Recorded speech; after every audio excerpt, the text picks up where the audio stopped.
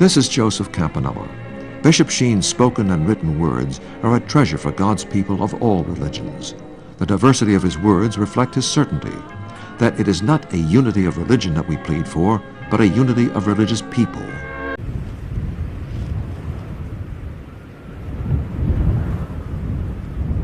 One of the most important things when you're sailing is wind direction. You always have to know where the wind is coming from.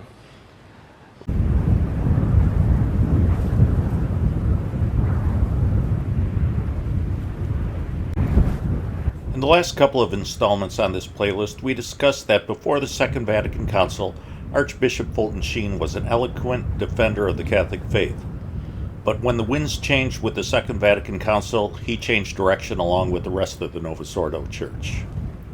Bishop Sheen became the bishop of the Diocese of Rochester in December of 1966. In this video, we'll look at his first full year in the diocese. Most of the newspaper clippings in this video are from the Democrat and Chronicle, which was the daily newspaper for the city of Rochester. In the first video of this playlist, we discussed that the very first thing that Bishop Sheen did when he got to Rochester was to create an alliance with Saul Alinsky, whose Rochester organization was called Fight. On January 6th, the Democrat and Chronicle reported on a scheme of Bishop Sheen's. Sheen proposed that all the faiths operating in the inner city of Rochester should unite in one building to create an ecumenical parish. Does this not render imperative a greater union between all the denominations of the inner city, Sheen wrote? Is it necessary to have all of the parishes, Protestant, Catholic, and even synagogues, which previously existed, he asked? Sheen concluded by saying, "What is important is that the geographical parishes and schools belong to an older social order and metropolitan structure. New ways of thinking must be found to supplant this building-centered apostolate of former times." Here's an article from February. It says that educators responded enthusiastically to Bishop Sheen's announcement that he would change the age at which confirmation was administered from 10 years old to 18 years old. The story was picked up by the Associated Press. We should note that the Code of Canon Law of 1917 says, although the administration of the sacrament of confirmation in the Latin Church is conveniently deferred until about the age of 7 years, nevertheless it can be conferred earlier if an infant is constituted in danger of death or there appear to be the minister grave and just causes to expedite it. Therefore, it shouldn't have been a surprise when Bishop Sheen's plan was criticized by Bishop Walter R. Curtis of the Bridgeport Diocese. Bishop Curtis said that he did not believe that Bishop Sheen's plan would be generally accepted.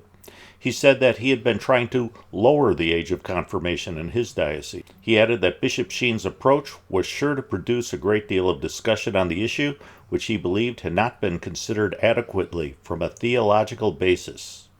And all of this serves to illustrate that Bishop Sheen and all the other gangsters of the Second Vatican Council had absolutely no regard for custom, which had always been a cornerstone of Catholicism.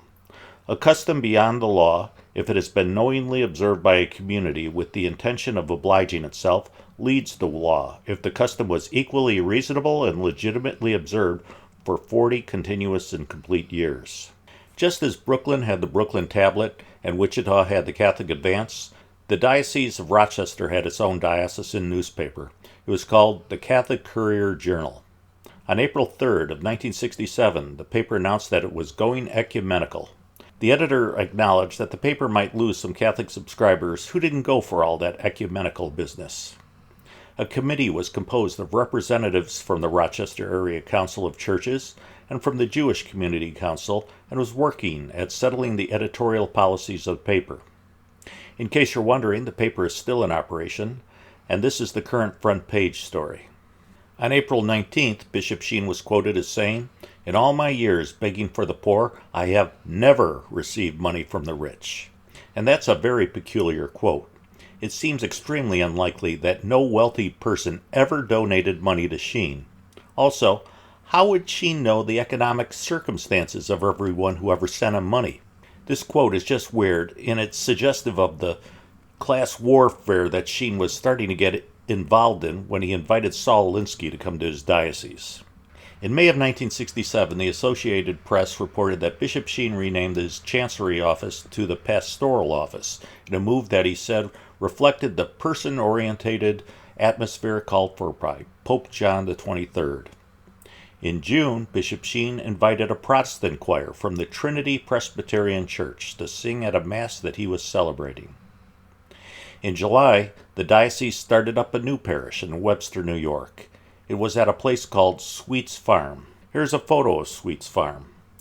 According to the Monroe Post, Sweet's Farm no longer exists, but it was a party house. The article in the Democrat and Chronicle also referred to Sweet's Farm as a party house. It was the temporary home of the new parish established by Bishop Sheen.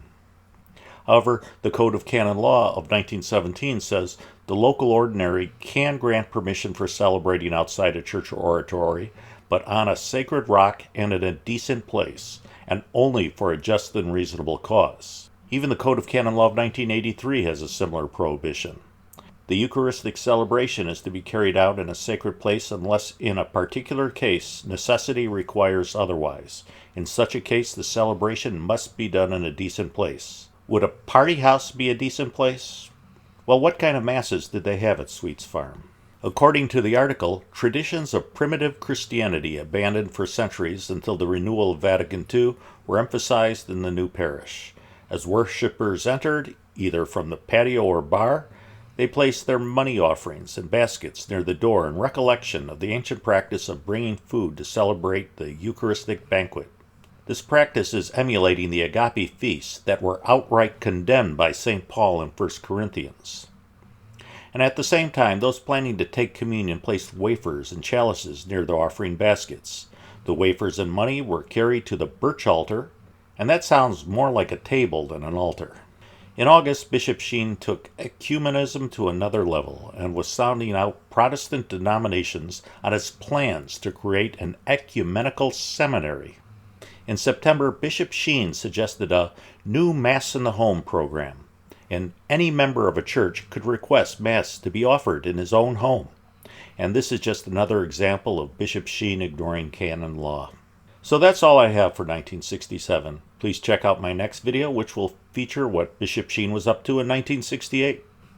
I'd like to conclude this video by saying that any priest who didn't object to the Novus Ordo Mass or the Second Vatican Council is inherently a suspect candidate for sainthood. So please don't look for heroes in the Novus Ordo Church. You probably won't find any. Well, I hope you enjoyed this video. We'll be back again soon with another one. But in the meantime, please pray for the church.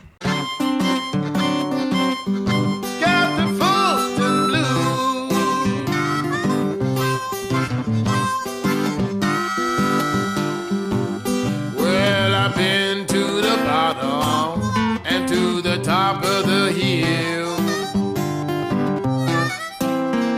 Well, I've been to the bottom and the top of the hill.